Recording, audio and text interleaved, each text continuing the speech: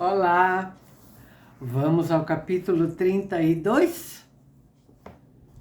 Na manhã seguinte, Elizabeth estava sozinha em casa, escrevendo para Jane, quando a campainha da porta a sobressaltou. Como não ouvira o ruído de qualquer carruagem, calculou que se tratasse de Lady Catherine e, apreensiva, tratou de esconder a carta que escrevia, a fim de evitar perguntas indiscretas, quando a porta se abriu e, para sua grande surpresa, o Sr. Darcy entrou na sala. Ele pareceu igualmente surpreso por encontrá-la sozinha e desculpou-se pela intrusão, dizendo ter pensado encontrar todas as senhoras em casa. Sentaram-se então e, após ela ter delicadamente informado sobre as moradoras de Rosings, pareciam recair num silêncio total. Era, pois, absolutamente necessário introduzir qualquer assunto. Nessa emergência, Elizabeth se lembrou da última vez que o vira em Hertfordshire e disse: com que rapidez todos partiram de Netherfield em novembro passado, Sr. Darcy. Deve ter sido uma surpresa muito agradável para o Sr. Bingle revê-los tão cedo depois que partiu. Se não me engano, ele saiu no dia anterior, não? Espero que o tenha deixado bem, a ele e às suas irmãs, agora quando deixou Londres. Perfeitamente, obrigado. Elizabeth compreendeu que não receberia outra resposta e, após uma curta pausa, acrescentou: pelo que entendi, o Sr. Bingle não pretende voltar a Netherfield? Nunca o ouvi dizer tal coisa, mas é provável que daqui para frente ele lhe dedique menos tempo. Ele tem muitos amigos e está numa idade em que os amigos e os compromissos aumentam continuamente. Se ele pretende passar tão pouco tempo em Netherfield, seria preferível para a vizinhança que ele desistisse inteiramente do lugar, pois nessa altura se instalaria ali outra família. Contudo, talvez o Sr. Bingle pense menos na conveniência dos vizinhos do que na sua própria. Não me surpreenderia que ele optasse pela desistência, se surgir uma boa oportunidade vantajosa, respondeu Darcy. Elizabeth nada acrescentou. Receava continuar falando do amigo dele. Como nada mais tinha para lhe dizer, resolveu deixar para ele a tarefa de encontrar um novo assunto. Darcy logo começou. Esta casa parece muito acolhedora. Lady Catherine, creio eu, reformou-a bastante para a vinda do Sr. Collins para Hunsford. Sim, e estou certa de que ela não poderia ter dispensado sua bondade a uma pessoa mais reconhecida. O Sr. Collins parece ter tido muita sorte com a esposa que escolheu. Sim, os seus parentes têm motivos para satisfação, pois ele encontrou uma das poucas mulheres sensatas que alguma vez o teriam aceitado.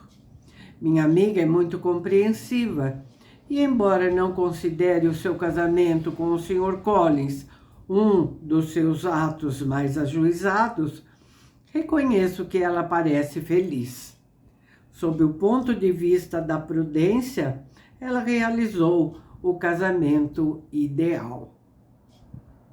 Enquanto falava, havia nele uma espécie de sorriso que Elizabeth julgou compreender. Ele devia supor que ela pensava em Jane e em Netherfield, e enrubesceu ao lhe responder.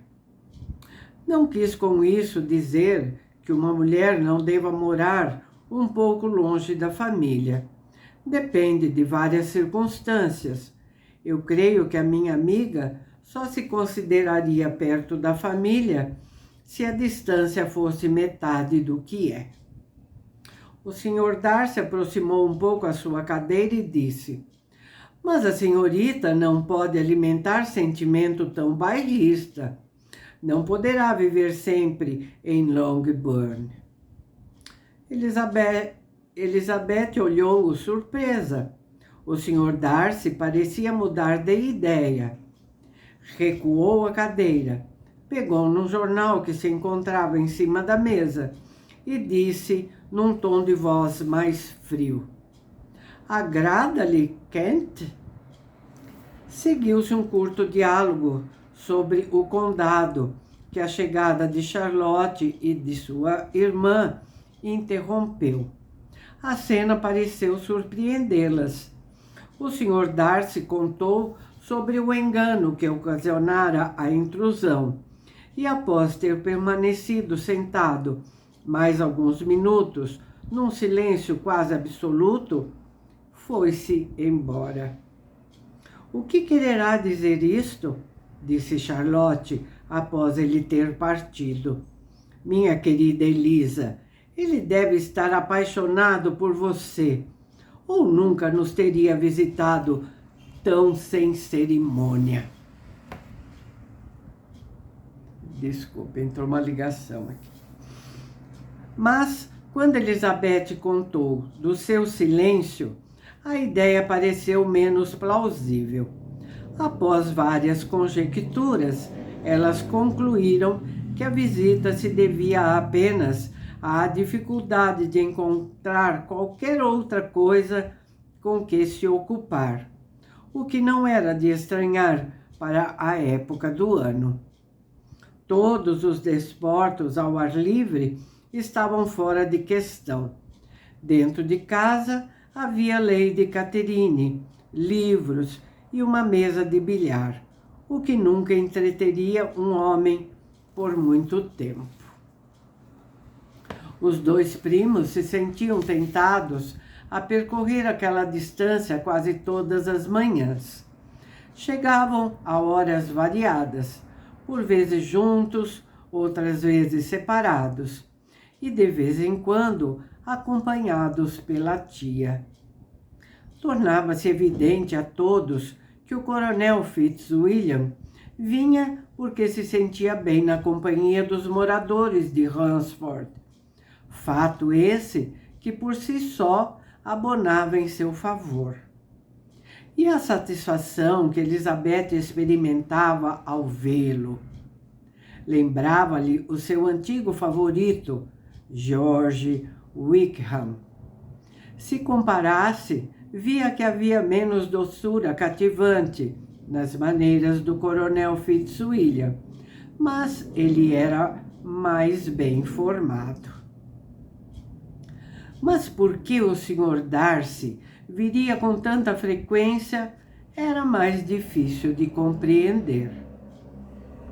Certamente não seria pelo prazer da companhia, pois ele permanecia a maior parte do tempo calado, por vezes durante 10 minutos seguidos. Raramente se animava. A senhora Collins não sabia o que fazer com ele.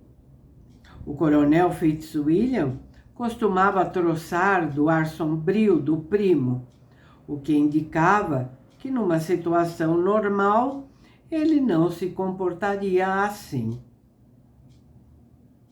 Como ela gostaria de ver nessa mudança o efeito do amor, e como objeto desse amor, sua amiga Elisa.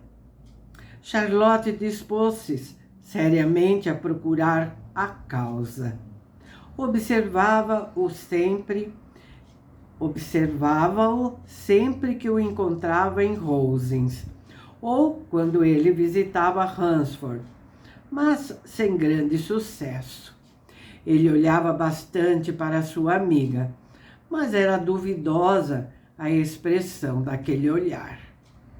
Era um olhar sério, fixo.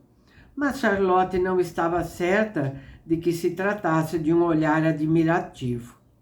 Parecia não passar de distração.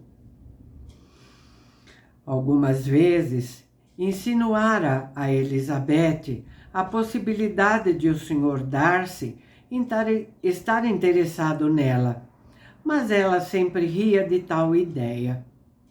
Então, a Sra. Collins achou mais prudente guardar para si suas suspeitas e não despertar esperanças que pudessem acabar em desapontamento.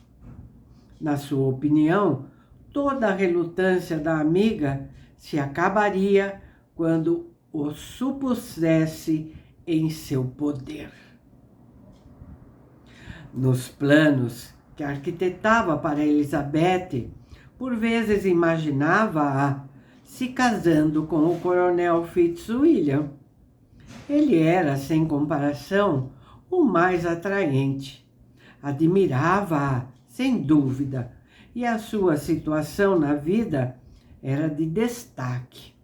Mas, a contrabalançar tais vantagens, enquanto o Sr. Darcy tinha considerável influência na igreja, o primo não tinha nenhuma. O que vocês estão achando, hein? Será que a Charlotte tem razão?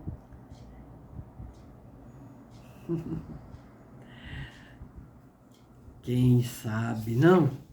Quem sabe? Veremos mais pra frente. Tá bom? É isso. Hoje ficamos por aqui.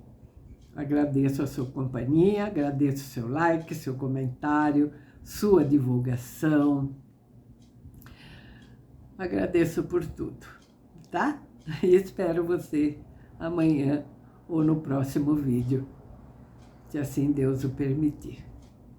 Tchau!